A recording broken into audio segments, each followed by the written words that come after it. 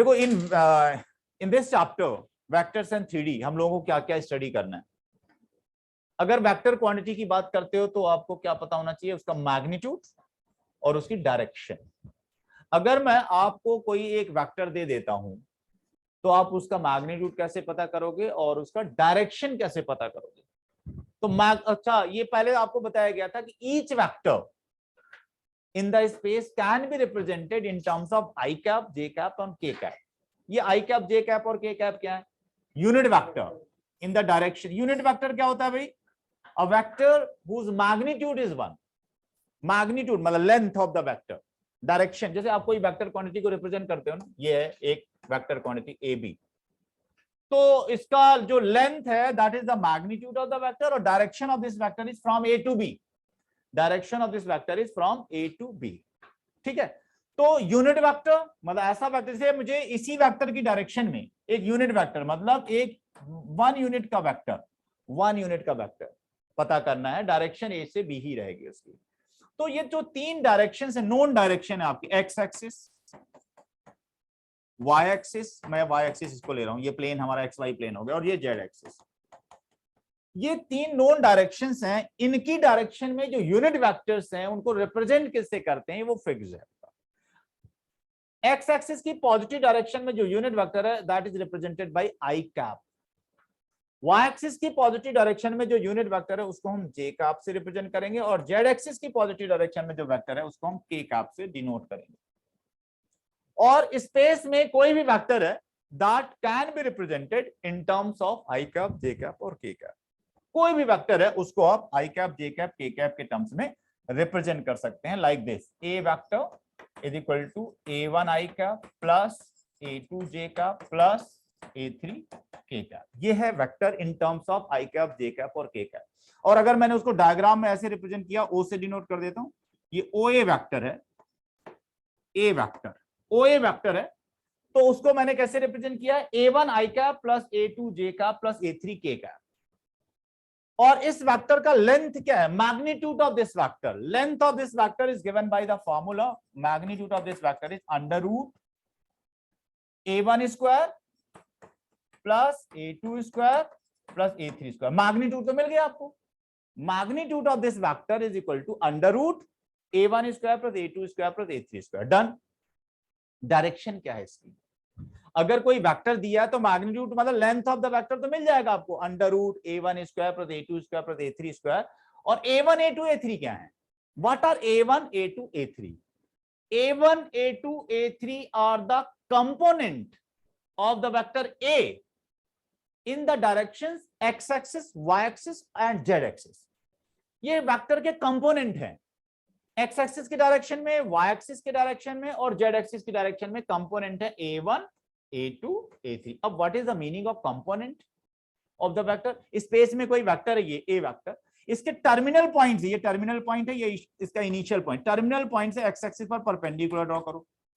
इसके terminal point से x axis पर परपेंडिकुलर ड्रॉ किया आपने, जो ये फुट ऑफ परपेंडिकुलर है, इसकी जो ओरिजिन से ये जो डिस्टेंस है ON that is equal to A1। ये है A1 जिसको आप कंपोनेंट ऑफ द वेक्टर बोलते हो इन the direction of x axis. ये जो A1 है ये लेंथ है A1। ठीक है, तो A1 और A2 क्या है? y एक्सिस की डायरेक्शन में कंपोनेंट। A3 क्या है? z एक्सिस की डायरेक्शन में कंपोनेंट। तो y एक्सिस पर क्या करना पड़ेगा? यहां से परपेंडिकुलर ड्रॉ करना पड़ेगा, यहां से परपेंडिकुलर ड्रॉ करिए y एक्सिस पर। फुट ऑफ परपेंडिकुलर की जो ये डिस्टेंस होगी origin say that is A2। Similarly आप z एक्सिस पर परपेंडिकुलर ड्रॉ करिए, ये P ले लिया मैंने, और ये जो डिस्टेंस है this is A3। A1 A2 A3 क्या है? Component of the vector, component of the vector in the direction x axis, y axis and z axis. Clear है यहां तक? और इसका मैग्नीट्यूड ऑफ द वेक्टर कितना आ गया? Magnitude of the vector is under root A1 square plus A2 square plus A3 square. बात है यहां पर डायरेक्शन की। मैग्नीट्यूड इज ओके, हम उसकी लेंथ पता कर लेंगे, उसका मैग्नीट्यूड के बाद उसकी डायरेक्शन क्या होगी। तो डायरेक्शन का मतलब है कि किसी नोन डायरेक्शन से हम एंगल बता दें, उसकी किसी नोन डायरेक्शन से एंगल बता दिया अगर आपने तो डायरेक्शन पता चल गई। नोन डायरेक्शंस क्या है? X axis.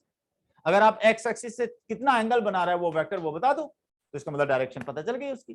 तो यहां पर एक्स एक्सिस से जो एंगल्स हैं, एक्स एक्सिस से एंगल, अगर मैंने कहा कि that vector makes an angle of alpha with X axis, और वाई एक्सिस से वो एंगल बना रहा है बीटा, और जेड एक्सिस से जो एंगल है दैट इज गामा। तो मैं इनके जो एंगल्स हैं ना, एंगल्स के कोसाइंस से डायरेक्शंस को हम लोग डिसाइड करेंगे। ठीक है, मतलब हम लोगों की जो क्वांटिटी है जिसका मेजरमेंट, मतलब क्वांटिटेटिवली कैसे बताएंगे डायरेक्शन। अगर एक्स एक्सिस से अल्फा एंगल बना रहा है, वाई एक्सिस से बीटा और जेड एक्सिस से गामा, तो तीन हम लोग ये नोटेशंस ले रहे हैं एल एम एन, जिनको हम डायरेक्शन कोसाइंस बोलेंगे। और डायरेक्शन कोसाइंस बताना पड़ेगा आपको किसी भी वेक्टर के, अगर आप उस वेक्टर की डायरेक्शन बताना चाहते हो। तो डायरेक्शन कोसाइंस हमारे उसकी डायरेक्शंस को रिप्रेजेंट करेंगे। अगर किसी वेक्टर के डायरेक्शन कोसाइंस आपने बता दिया, इसका मतलब है आपने उस वेक्टर की डायरेक्शन बता दी। डायरेक्शन कोसाइंस से क्या मिल जाएगा, cos alpha cos beta cos gamma मिल जाएगा, तो अल्फा बीटा गामा मिल जाएगा। तीनों एक्सिस से अगर आपने एंगल बता दिया उस वेक्टर का, मतलब उसकी डायरेक्शन आपने कंप्लीटली बता दी। तो अब इन्होंने कहा है भाई कोई लिख सकते हो आप, if vector A makes an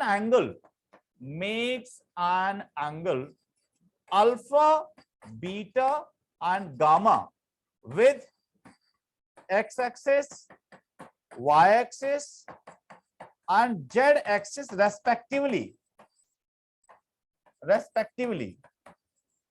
then L is equal to cos alpha, L is equal to cos alpha, M is equal to cos beta and n is equal to cos gamma। ये L M N ये हमारे notations हैं जो direction cosines को represent करेंगे। L M N are notation symbols which denote the direction cosines of a vector. और ये क्या है हमारे भाई, डायरेक्शन कोसाइंस, जिसको DCS के नाम से हम लोग शॉर्ट में लिखेंगे, direction cosines of a vector, direction cosines of a vector LMN। तो भाई अगर मैंने आपसे पूछा कि भाई डायरेक्शन कोसाइंस बताओ किसी वेक्टर के, तो आप क्या कहोगे, एंगल बताओ कितना दिया है, एक्स एक्सिस से कितना एंगल बना रहा है वो वेक्टर, वाई एक्सिस से उस वेक्टर का एंगल बताओ, जेड एक्सिस से एंगल बताओ। अगर मैं एंगल बता दूं अल्फा बीटा गामा, तो आप डायरेक्शन कोसाइंस क्या बोलोगे, cos alpha cos beta and cos gamma are called as direction cosines of a vector. अब देखते हैं, आगे बात करते हैं भाई। देखो आपने कहा भाई एक वेक्टर है जिसके डायरेक्शन एंगल्स दिए गए हैं। डायरेक्शन एंगल्स का मतलब बच्चों angles made by the vector with X axis Y axis और जेड एक्सिस। ये ऐसे मैंने एक वेक्टर लिया है और ये वेक्टर एक्स एक्सिस के साथ में अल्फा एंगल फॉर्म कर रहा है। वेक्टर क्या है, वेक्टर है हमारा a1 i cap plus a2 j cap plus a3 k cap, ये वेक्टर है। ठीक है, और अगर ये अल्फा एंगल बना रहा है तो यहां से परपेंडिकुलर ड्रॉ करो एक्स एक्सिस पर, एक्स एक्सिस पर परपेंडिकुलर ड्रॉ किया हमने इसके टर्मिनल पॉइंट से। और इसमें देखो ये कितना है, ये a1 है। इस वेक्टर में a1 i cap plus a2 j cap plus a3 k cap में a1 क्या है, component of the vector in the direction of x axis. और ये OA क्या है, OA क्या है भाई, ये लेंथ कितनी है, मैग्नीट्यूड ऑफ ए। OA को क्या बोलते हैं, OA को बोलते हैं magnitude of the vector A। OA is called as magnitude of the vector. ठीक बात है भाई, डन है यहां तक। अच्छा अब भाई देखो इस ट्रायंगल की बात करो, इस ट्रायंगल, इन ट्रायंगल ONA, इस ट्रायंगल में अगर आप कॉस अल्फा पता करो तो कॉस अल्फा कितना आएगा भाई, जाइए बताओ कॉस अल्फा कितना आएगा यहां से, ON upon OA, ON upon OA। ON कितना है, A1 है, और OA कितना है, magnitude of the vector A। और कॉस अल्फा को हमने किससे डिनोट किया, L से, तो L इज इक्वल टू कितना आ गया, A1 upon magnitude of A। A1 upon magnitude of A is the L, the value of L। अब वेक्टर आपको दिया रहेगा बच्चों, वेक्टर आपको दिया जाएगा a1 i cap plus a2 j cap plus a3 k cap, vector will be given to you. आप सबसे पहले उसका मैग्नीट्यूड बता देना। मैग्नीट्यूड निकालना तो आता है आपको, under root a1 square plus a2 square plus a3 square, ये फार्मूला तो आपको बताया गया था, मैग्नीट्यूड ऑफ द वेक्टर। तो अब मैग्नीट्यूड ऑफ द वेक्टर मिल गया तो एल की वैल्यू क्या आ गई, a1 upon magnitude of A. Similarly अगर आप यहां से y एक्सिस पर परपेंडिकुलर ड्रॉ करते ये, और ये वेक्टर आपका ये 90 डिग्री है, 3D है ना, तो आपको यहां पर दिखाया नहीं जा सकता, ये बीटा है, तो सिमिलरली आप m is equal to cos beta is equal to पता कर देते तो a2 upon magnitude of A आ जाता है। m is equal to cos beta is equal, cos beta इस ट्रायंगल से आ जाता है, ये क्योंकि a2 है, ये आपका a2 है, a2 अपॉन मैग्नीट्यूड ऑफ आ जाता है। सिमिलरली जैसे मैंने ये वाला तो दिखा पाया था मैं, तो इस तरह से परपेंडिकुलर यहां पर ड्रॉ करते, ये एंगल बीटा है, तो वो आपका a2 अपॉन मैग्नीट्यूड ऑफ ए क्या आ जाता है, m की वैल्यू कॉस बीटा आ जाता। एंड अगर आप z एक्सिस पर परपेंडिकुलर ड्रॉ करते और ये जो है आपका वेक्टर गामा एंगल फॉर्म करता है, ये हमारा a3 है, सिमिलरली तो n is equal to cos gamma is equal to a3 upon magnitude of A आ जाता है, a3 अपॉन मैग्नीट्यूड ऑफ आ जाता। मतलब ये हुआ बच्चों कि आपसे अगर डायरेक्शन ऑफ अ वेक्टर पूछा गया है, डायरेक्शन ऑफ अ वेक्टर, तो आपको क्या पता होना चाहिए, वेक्टर का मैग्नीट्यूड तो पता रहेगा, a1 a2 a3 भी पता रहेंगे। डायरेक्शन एंगल्स के टर्म्स में आप वेक्टर की डायरेक्शन बताओगे, ठीक है, या डायरेक्शन कोसाइंस के टर्म्स में आप वेक्टर की डायरेक्शन बताओगे। अब बच्चों ये बताओ, आपने देखा कि L कॉस अल्फा आया है या L इज इक्वल टू आया है a1 upon magnitude of A, similarly cos beta आया है a2 अपॉन मैग्नीट्यूड ऑफ ए, और कॉस गामा आया है a3 upon magnitude of A. Done है यहां तक, ओके है। अब बताओ यहां पर कि अगर मैं किसी भी वेक्टर की डायरेक्शन में, किसी भी वेक्टर की डायरेक्शन में यूनिट वेक्टर को पता करना चाहता हूं, ए कैप क्या डिनोट करेगा, A cap denotes unit vector in the direction of the given vector, A vector की डायरेक्शन, मतलब वेक्टर, ये वेक्टर दिया रहेगा और हमारे यूनिट वेक्टर की डायरेक्शन भी यही होगी, उसका मैग्नीट्यूड क्या होगा, मैग्नीट्यूड विल बी 1 यूनिट, ठीक है। अगर 7 यूनिट का वेक्टर है तो फिर 1 यूनिट के कितने वेक्टर्स आप पता कर सकते हो, 7 वेक्टर्स, ठीक है। तो एक वेक्टर मतलब एक वेक्टर की डायरेक्शन में, गिवन वेक्टर की डायरेक्शन में यूनिट वेक्टर को रिप्रेजेंट कैसे करते हैं, ए वेक्टर की डायरेक्शन में यूनिट वेक्टर ए कैप मिलेगा कैसे, ये गिवन वेक्टर को उसके मैग्नीट्यूड से डिवाइड कर दो, गिवन वेक्टर को उसके मैग्नीट्यूड से डिवाइड कर दो, तो आपको उस वेक्टर की डायरेक्शन में यूनिट वेक्टर मिल जाएगा। ठीक बात है भाई। एक काम करते हैं, यहां पर हमारा ए कैप क्या आ जाएगा, ए कैप आ जाएगा a1 i cap plus a2 j cap plus a3 k cap upon magnitude of ए। इसको थोड़ा और सिंप्लीफाई करते हैं, तो देखो भाई, ये जो पॉइंट मैंने लिखा है इसको यहां लिख रहा हूं, यहां पर ए कैप क्या आ गया है, ए कैप आ गया है a1 upon magnitude of A I cap plus a2 upon magnitude of a2 upon magnitude of A J cap plus a3 upon magnitude of A K cap. लिख गया भाई हमारा जो ए वेक्टर है, ए वेक्टर की direction में जो यूनिट वेक्टर आया है वो कैसे आया, a1 upon magnitude of A I cap plus a2 upon magnitude of A J cap plus a3 upon magnitude of A K cap. ठीक बात है भाई। a1 upon magnitude of A को क्या बोला है आपने, कॉस अल्फा ही है, उसको L से भी डिनोट किया हमने। a2 upon magnitude of A को किससे डिनोट किया है, m से डिनोट किया है। और a3 upon magnitude of A को किससे डिनोट किया है, n से डिनोट किया है। थोड़ी बहुत चीजें मैं हटा रहा हूं। अब देखो बच्चों, आपने कहा कि जो ए का वेक्टर है, ए का vector a1 upon magnitude of A को मैंने L से डिनोट किया है, तो ये आ जाएगा L I cap plus a2 upon magnitude of ए क्या है, m J cap plus a3 upon magnitude of n K cap. एक बात कंक्लूड करने वाले हैं बच्चों, ध्यान से समझना, किसी भी वेक्टर की डायरेक्शन में यूनिट वेक्टर निकाला आपने, किसी भी वेक्टर की डायरेक्शन में यूनिट वेक्टर अगर पता किया, तो यूनिट वेक्टर में आई cap j cap k cap के जो कोफिशिएंट्स हैं वो क्या है, LMN, और LMN क्या है, direction cosines of that vector. तो बच्चों आप ये कंक्लूड कर सकते हो कि in a unit vector coefficients of i cap, j cap and k cap denotes direction cosines of a vector. किसी भी वेक्टर की डायरेक्शन में आप यूनिट वेक्टर निकाल लो और उस यूनिट वेक्टर में i कैप, j कैप और k कैप के जो कोएफिशिएंट्स हैं उनको क्या बोलोगे आप? Direction cosines of that vector. ये आपको याद रखना, लिख लो कहीं पर, नोट कर लो। In a unit vector a cap, in a unit vector a cap, in a unit vector a cap, coefficients of I cap, j cap and k cap, I cap, j cap and k cap denotes the direction cosines of that vector, the direction cosines of the vector a। ठीक बात है बच्चों।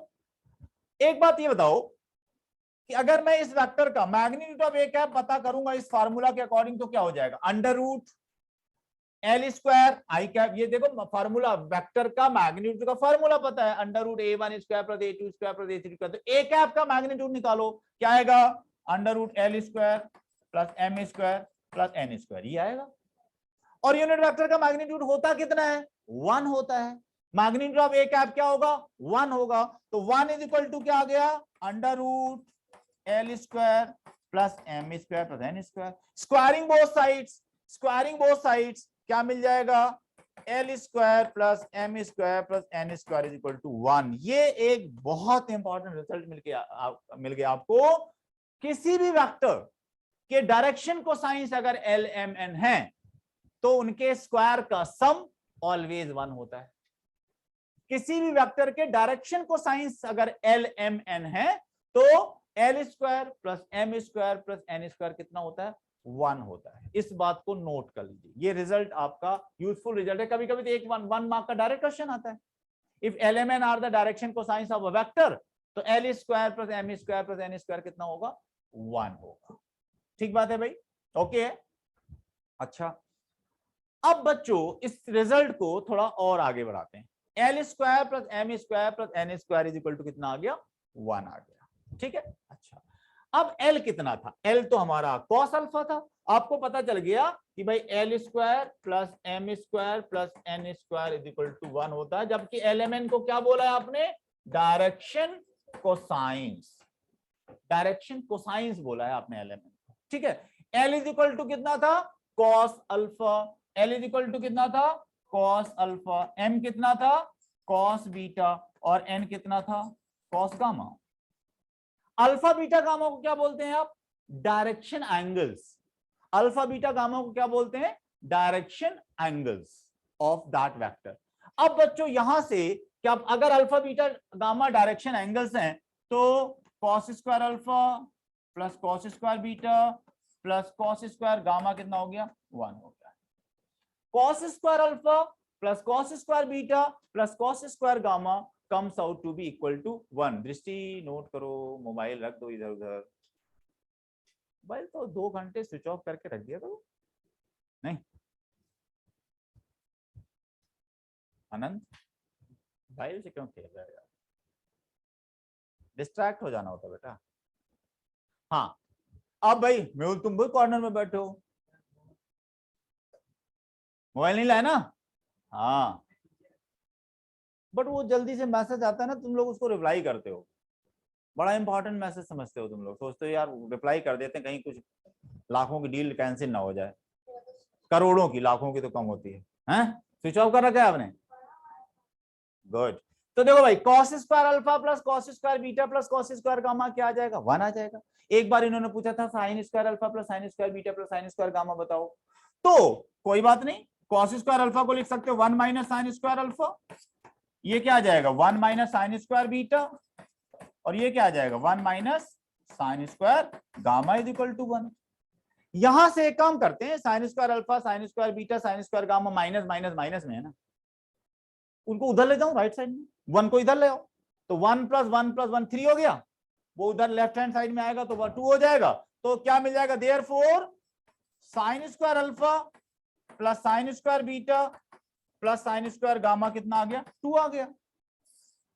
आपको ऐसे दिया जाएगा question, if alpha beta gamma are the direction angles of a vector, तो sine square alpha plus sine square beta plus sine square gamma बताओ, तो कितना आ गया 2। Cos square alpha plus cos square beta plus cos square gamma बताओ 1।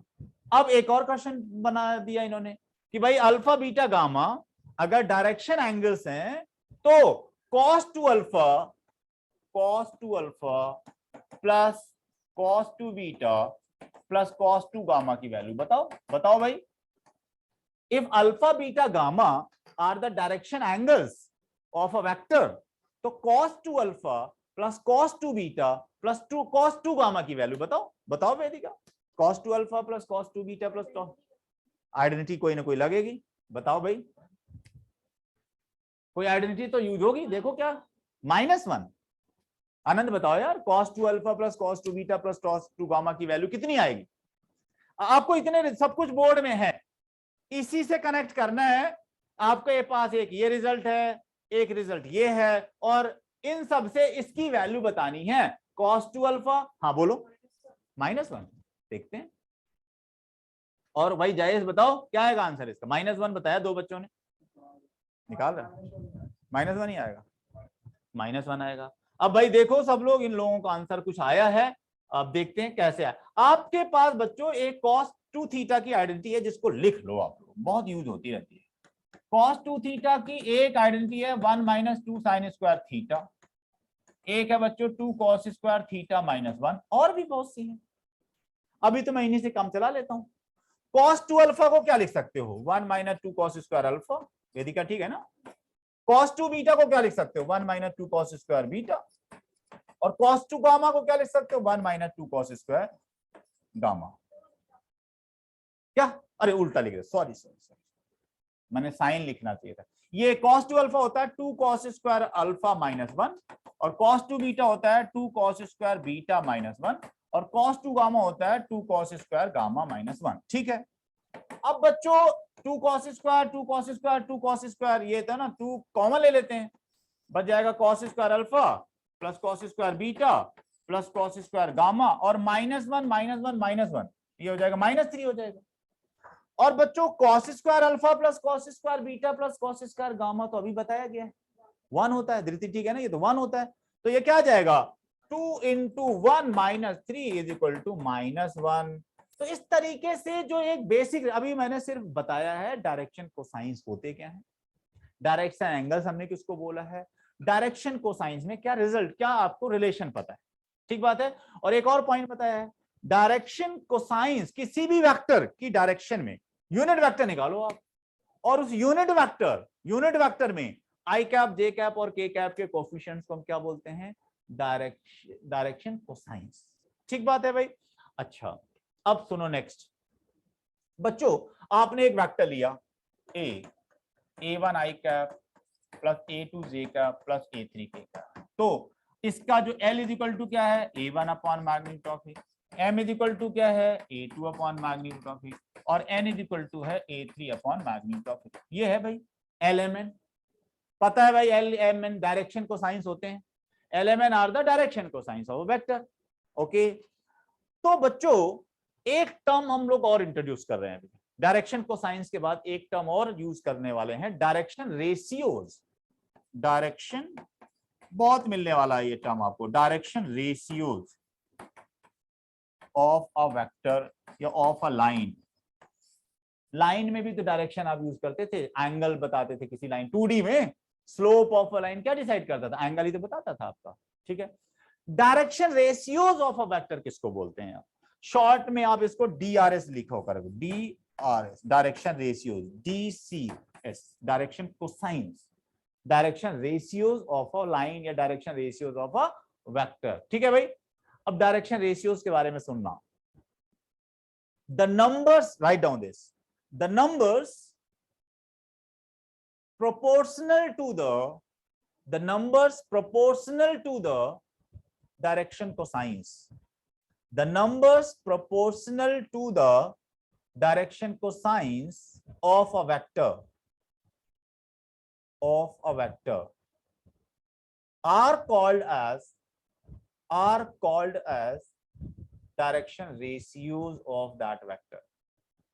The numbers proportional to the direction cosines of a vector are called as direction ratios of that vector.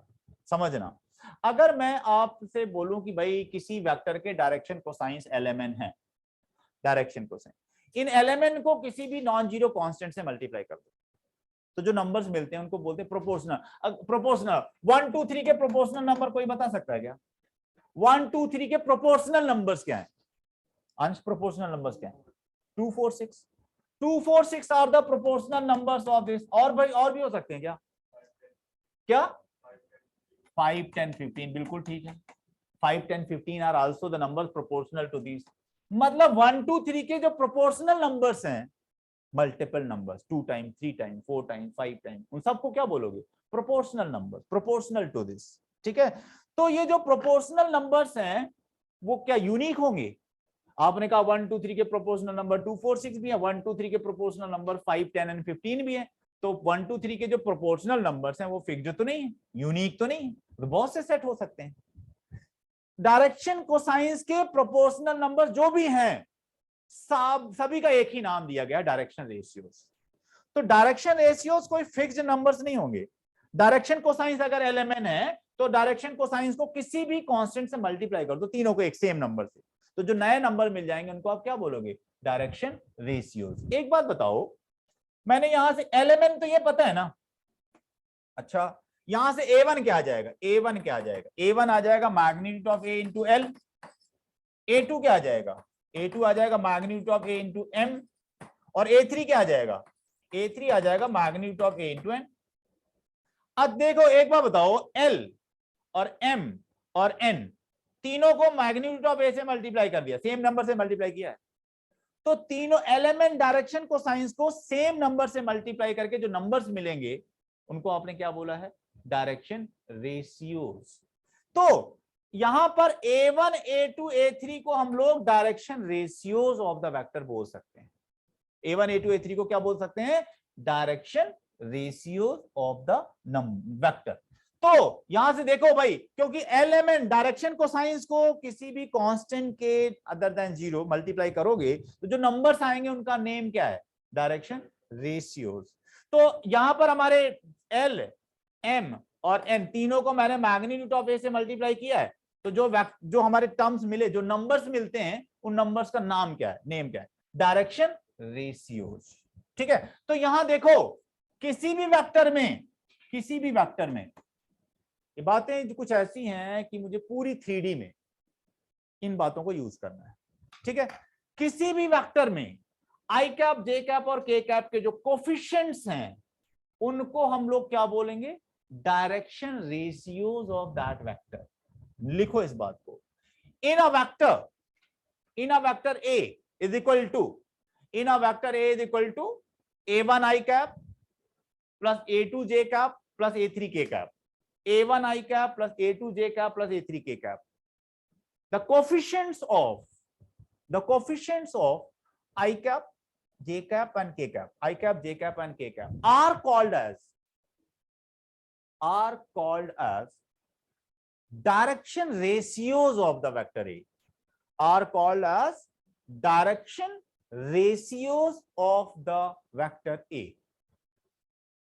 भाई direction cosines और direction ratios दिमाग में बिल्कुल बैठ जाना चाहिए, क्योंकि जब तक आप, क्योंकि क्वेश्चंस में मैं फिर बाद में वहां पर फ्रीक्वेंटली यूज करूंगा डायरेक्शन कोसाइंस डायरेक्शन रेशियोज, उस समय पर नहीं बताऊंगा, तो अच्छी तरह से समझो। डायरेक्शन कोसाइंस का टर्म मैंने इंट्रोड्यूस किया जब कि डायरेक्शन बताने के लिए, फिर डायरेक्शन कोसाइंस के जो प्रोपोर्शनल नंबर्स हैं उनको नाम दे दिया मैंने डायरेक्शन रेशियो। एक लाइन और लिख लो, direction cosines of a vector, direction cosines of a vector are unique.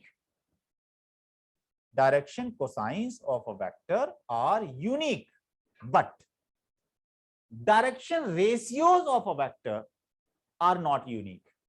Direction ratios of a vector are not unique. Direction ratios unique नहीं है. Direction cosines of a vector are unique, but direction ratios of a vector are not unique. तो अभी आपको क्या पता चला बच्चों, किसी भी वेक्टर में आई cap j cap k cap के कोफिशिएंट्स को हम क्या बोलेंगे, direction ratios of the vector. अब बात यह है, अगर मुझे किसी वेक्टर के डायरेक्शन रेशियोज दे दिए जाएं तो हम उस वेक्टर को लिख सकते हैं। If 2 3 7 are direction ratios of a vector A, then vector A is equal to क्या होगा, 2i cap plus 3j cap plus 7k cap. इस बात को भी हम लोग फ्रीक्वेंटली यूज करेंगे। अगर मुझे वेक्टर के डायरेक्शन रेशियोज पता है, इट मींस मुझे वेक्टर पता है, इट मींस मुझे वेक्टर पता है, I can write that vector. और मुझे अगर वेक्टर पता है तो हमें उसके डायरेक्शन रेशियोज पता है। ठीक है, तो हमें क्या पता है, डायरेक्शन रेशियोज पता है। और अगर डायरेक्शन रेशियोज पता है तो भाई डायरेक्शन कोसाइंस कैसे पता करेंगे। अगर डायरेक्शन रेशियोज पता है तो फिर डायरेक्शन रेशियोज कैसे पता, डायरेक्शन रेशियोज पता है तो डायरेक्शन कोसाइंस कैसे पता, मैग्नीट्यूड ऑफ। अब हमारा काम यह है बच्चों कि डायरेक्शन रेशियोज से डायरेक्शन कोसाइंस पता करना। हेडिंग डाल लो चाहे, to find direction cosines, to find direction cosines of a vector if we are given its direction ratios, if we are given its direction ratios। हमें किसी भी वेक्टर के डायरेक्शन रेशियोज पता होंगे और क्या पता करना है, डायरेक्शन कोसाइंस पता करना है। Let A B C are direction ratios of a vector A. Vector A है, उसके डायरेक्शन रेशियोज क्या पता है, ए बी सी।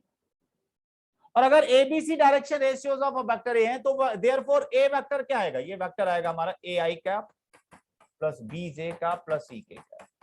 भाई अगर डायरेक्शन रेशियोज पता है तो हम उस वेक्टर को लिख सकते हैं। वो वेक्टर हमारा आ गया a I cap plus b j cap plus c k cap. अब मैंने क्या बताया, उस वेक्टर की डायरेक्शन में यूनिट वेक्टर पता करो, ए कैप पता करो। भाई ए कैप कैसे मिलेगा, a vector divided by its magnitude, a vector divided by its magnitude क्या मिल जाएगा, ए कैप वेक्टर मिल जाएगा।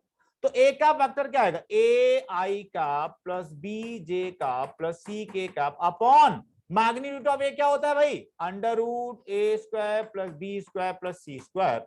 यहां से आप देखो भाई, a upon under root A square plus B square plus C square I cap plus b upon under root A square plus B square plus C square j cap plus c upon under root A square plus B square plus C square k cap. भाई a cap vector मिल गया हमें। A cap vector में आई cap j cap k cap के coefficients को हम क्या बोलते हैं, डायरेक्शन कोसाइंस।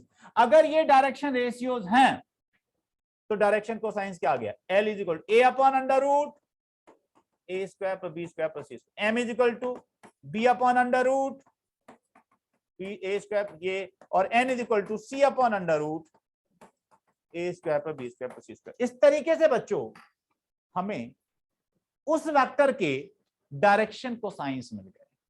अब आपको ऐसे सीखना है, अगर डायरेक्शन रेशियोज पता है ए बी सी किसी भी वेक्टर के, तो उसके डायरेक्शन कोसाइंस का फार्मूला बन गया एल एम एन।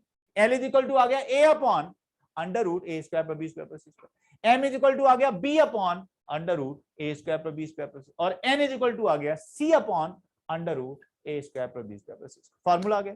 ये वेक्टर के लिए मैंने बताया, वेक्टर की एक यूनिक डायरेक्शन होती है। लाइंस के भी ये यूज होंगे, लाइंस के डायरेक्शन रेशियो। लाइन तो आपकी इधर भी हो सकती है तो इधर भी हो सकती है, तो जब लाइन की बात होगी तो यहां पर प्लस माइनस लगा दिया जाएगा।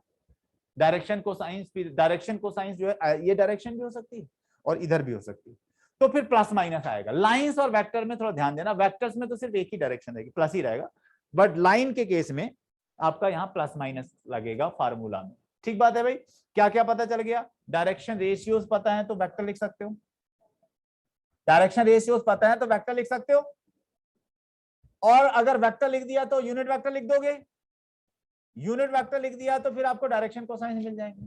मतलब अब हमें डायरेक्शन रेशियो से डायरेक्शन कोसाइंस लिखना आ गया।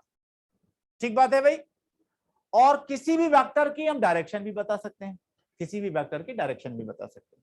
अच्छा, जैसे आपसे अभी तक कोई पूछता भाई एक वेक्टर है, ए वेक्टर है, A1 सॉरी ए वेक्टर है i cap plus J cap plus के कैप, वेक्टर दिया है तो आपको दोनों चीजें बतानी पड़ेंगी, उसका मैग्नीट्यूड और उसकी डायरेक्शन। इसका मैग्नीट्यूड कितना में होगी, इसका मैग्नीट्यूड क्या है इस वेक्टर का,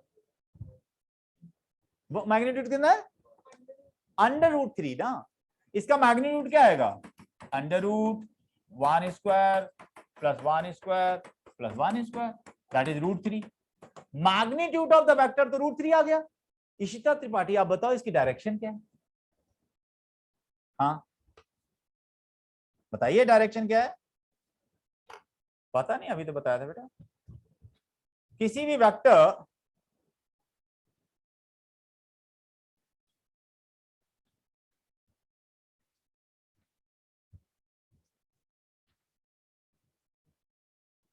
किसी भी वेक्टर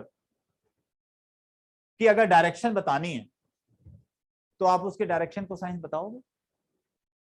और अगर वेक्टर लिखा था मैंने ए आई कैप या A1 i cap plus A2 j cap plus A3 k cap, तो डायरेक्शन को साइंस का फार्मूला क्या था, LMN, L is equal to था A1 upon magnitude of A, M is equal to क्या था A2 upon magnitude of A, N is equal to क्या था A3 अपॉन मैग्नीट्यूड ऑफ ए। यहां इन our question A1 A2 A3 क्या है 1 1 1, i cap j cap k cap के coefficients होते हैं A1 A2 A3। तो यहां पर क्या आ गया L इज इक्वल टू क्या आ गया 1/√3, M इज इक्वल टू क्या आ गया 1/√3, N इज इक्वल टू क्या आ गया 1/√3। तो cos अल्फा कितना आ गया 1/√3, तो अल्फा कितना आ गया cos इनवर्स 1/√3। ये वैल्यू याद नहीं कराई गई आपको, cos थीटा 1/√3 कब होता है, ये वैल्यू आपको याद थोड़ा कराई गई है, उस एंगल को आपको पता नहीं है तो हम उसको मतलब याद नहीं है तो उसको हम कैसे लिखते हैं cos inverse 1/√3। It is a way of representing that angle. तो अल्फा पता चल गया भाई cos इनवर्स 1/√3। सिमिलरली बीटा कितना आ जाएगा, बीटा cos बीटा भी वही है, तो cos इनवर्स 1/√3। गामा कितना है भाई cos इनवर्स 1/√3। मतलब ये जो वेक्टर है जितना एंगल एक्स एक्सिस से बनाता है उतना ही एंगल वाई एक्सिस से और सेम एंगल जेड एक्सिस से इक्वली इंक्लाइंड है, इक्वल एंगल बना रहा है ये एक्स एक्सिस वाई एक्सिस और जेड एक्सिस। इशिता ऐसा थोड़ा कि सत्यनारायण की कथा सुनी और मैं कुछ पूछूंगा नहीं, जितना आपको सुनाया जाएगा उससे पूछा भी जाएगा, ठीक है भाई। तो रिकॉल करना, दृष्टि याद है सारी चीजें, सुनिए ध्यान से तो फिर बता भी सकते हो आप। अभी पूछूंगा, क्वेश्चन सॉल्व करेंगे अभी, ठीक है मेहुल, ओके। एक पॉइंट और बताना है, इसके बाद हम कुछ क्वेश्चन सॉल्व करने वाले हैं। एनसीईआरटी बुक है मुझे लगता है सबके पास में, ठीक है। एक बात है बच्चों, स्पेस में 2 पॉइंट पता है, स्पेस में 2 पॉइंट पता है मतलब उनके कोऑर्डिनेट्स पता है। अगर मुझे एक पॉइंट पता है A x1 y1 और z1 और एक पॉइंट पता है B x2 y2 और z2, तो आपको 11th क्लास में ही बता दिया था हमने कि इन दोनों पॉइंट को ज्वाइन करने वाला जो वेक्टर मिलेगा वो क्या होगा। ए और बी स्पेस में कोई 2 पॉइंट है मतलब उनके कोऑर्डिनेट्स पता है, तो उन दोनों पॉइंट को ज्वाइन करो, ए बी वेक्टर जो मिलेगा उसको कैसे लिखते हैं, that is given bye x2 minus x1 i cap plus y2 minus y1 j cap plus z2 minus z1 के कैप। ये बच्चों उन दोनों पॉइंट ए और बी को ज्वाइन करने वाला वेक्टर है। कैसे मिला, terminal point minus initial point, x2 minus x1 i cap plus y2 minus y1 j cap और z2 माइनस z1 के कैप। अब बताओ अगर आपने इन दोनों पॉइंट को ज्वाइन करने वाला वेक्टर लिख दिया ए बी, तो ए बी के डायरेक्शन रेशियोज बताओ।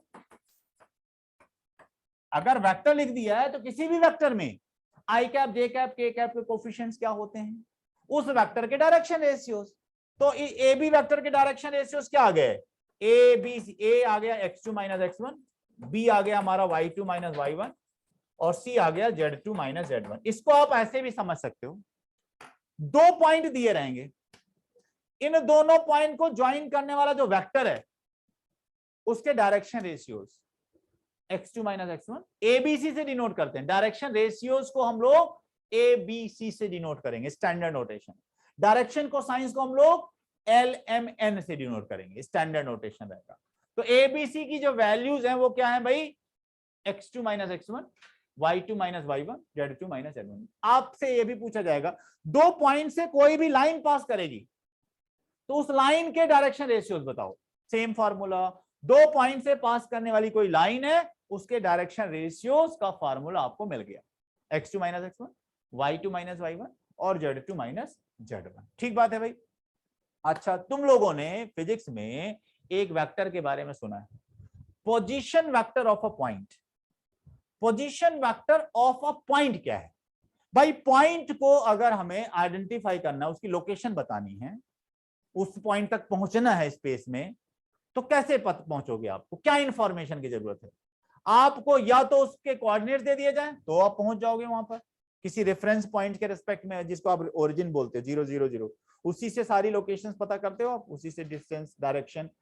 तो पॉइंट के कोऑर्डिनेट्स दे दिए जाएंगे आपको, तो उस पॉइंट तक आप पहुंच जाओगे। मैंने कहा 1 2 3, तो एक्स एक्सिस की डायरेक्शन में 1 यूनिट, वाई एक्सिस की डायरेक्शन में 2 यूनिट और जेड एक्सिस की डायरेक्शन में 3 यूनिट पहुंचो, चलोगे वहां पहुंच जाओगे आप। तो अगर आपको किसी पॉइंट का पोजीशन लोकेट करना है, बताना कहां पर है, तो दो तरीके से उसको उसके बारे में इंफॉर्मेशन दी जाती है, या तो उसके कोऑर्डिनेट दिए जाएंगे या तो उसका पोजीशन वेक्टर दिया जाएगा। Position vector of a point अगर पता है तो आप उस पॉइंट तक पहुंच सकते हो। कंप्लीटली डिफाइंड है वो पॉइंट। कंप्लीटली डिफाइंड का मतलब पॉइंट की लोकेशन हमें पता है, कहां पर है स्पेस में वो पॉइंट, वो हमें पता है। तो position vector of a point का क्या मतलब था भाई? अंश बताओ। Position vector of a point, अगर मुझे पता है i cap plus 2j cap minus 3 cap, इसका मतलब क्या है? Position vector of a point का क्या मतलब है? Position vector of a point का मतलब है कि वो पॉइंट जहां कहीं भी है स्पेस में, उसको रेफरेंस पॉइंट से ज्वाइन करो। रेफरेंस पॉइंट मतलब 0 0 0 से ज्वाइन करो, तो जो OA वेक्टर मिलेगा वो उस पॉइंट का पोजीशन वेक्टर है। Position vector of a point का मतलब है उस पॉइंट को रेफरेंस पॉइंट से ज्वाइन करो, जो आपको वेक्टर मिलेगा OA वेक्टर, उस OA वेक्टर को बोलते हैं position vector of the point. ठीक बात है भाई। अगर मुझे पॉइंट का पोजीशन वेक्टर पता है, इसका मतलब है मुझे उस पॉइंट के कोऑर्डिनेट्स पता है। क्यों? क्योंकि देखो ये 0 0 0 है। अगर ये vector 1 1 i cap plus 2 j cap minus 3 k cap मिलना है, तो ए के कोऑर्डिनेट्स क्या होना पड़ेगा? 1 2 माइनस 3। क्यों? क्योंकि OA वेक्टर मिलेगा, ओ तो 0 0 0 है। अभी मैंने दो पॉइंट को ज्वाइन करने वाला वेक्टर बताया ना, x2 minus x1 i cap plus y2 minus y1 j cap plus z2 minus z1 k cap.